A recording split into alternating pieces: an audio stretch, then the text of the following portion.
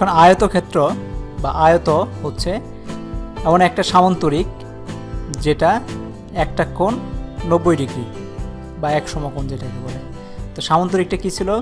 যার দুইটা বাহু পরস্পর সমান্তরাল এবং সমান, বিপরীত বাহু দুইটি পরস্পর একটা একটার সাথে সমান্তরাল এবং সমান, তাকে আমরা বলতাম সামান্তরিক। মানে এরকম হচ্ছে সামান্তরিক।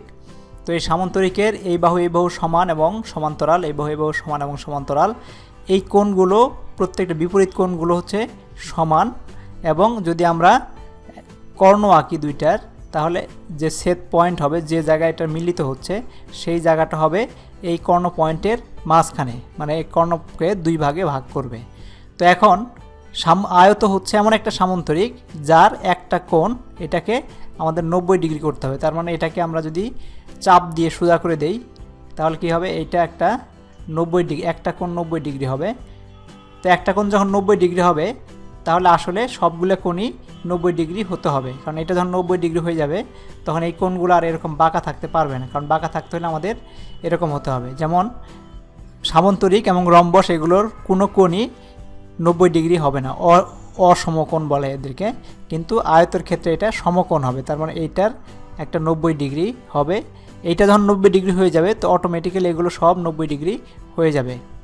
তো 90 ডিগ্রি হয়ে গেলে আমরা জানতেছি এখানের পরস্পর বিপরীত বাহুগুলো সমান এবং সমান্তরাল, এই বিপরীত বাহুগুলো সমান এবং সমান্তরাল, এবং একটা কোণ সমকোণ, তাদেরকে বলে আয়ত। তো আয়ত, এখন যদি আমরা চাঁদা দিয়ে, এটা একটা আয়ত, এটাকে যদি আমরা চাঁদা দিয়ে মাপি, যদি আমরা এইভাবে দেই যে আমাদের চাঁদাটা বসাবো এই দাগ বরাবর 90, এই দেখো এখানে আসছে 90, আর এদিকে এখান থেকে 0 থেকে 90 পর্যন্ত আসছে, তার মানে এটা 90 ডিগ্রি কোণ তৈরি করছে। বা এই কোণ যদি ধরি, তাহলেও আমাদের 0 থেকে 90 ডিগ্রি কোণ তৈরি, এই কোণটা, এই যে কোণটা আছে, কোণটা 90 ডিগ্রি কোণ তৈরি করছে। এইভাবে চাঁদা দিয়ে আমরা মেপে দেখতে পারি। এটাই হচ্ছে আমাদের আয়তক্ষেত্র। তো আমাদের এইখানে যে জিনিসগুলো বুঝলাম তা হলো, আমাদের একটা সামান্তরিকের একটি কোণ সমকোণ, যে সামান্তরিকের একটি কোণ সমকোণ তাই হচ্ছে আয়ত, এবং আয়তের প্রত্যেকটা কোণ সমকোণ।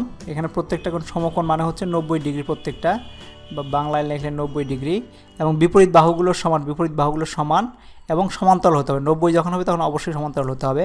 আয়তের কর্ণদ্বয় সমান এবং এর পরস্পরকে সমদ্বিখণ্ডিত করে। এখন এই আয়তের কর্ণদ্বয়, এই যেটা আঁকলাম, এটাও সমান, এইটা আর এইটা দুইটাই সমান, এবং যেখানে যারা ছেদ করে সেই ছেদ বিন্দুতে একটাকে সমানভাবে দ্বিখণ্ডিত করে। এইখান থেকে এই অংশটুকুর যে দূরত্ব, এটার দূরত্ব বা দৈর্ঘ্য একই হবে। তো এখান থেকে এটার দৈর্ঘ্য এখান থেকে এটার দৈর্ঘ্য একই হবে। তো এটাই হচ্ছে আমাদের আয়ত। এরপরে দেখবো আমাদের বর্গক্ষেত্র কাকে বলে। Thank you very much.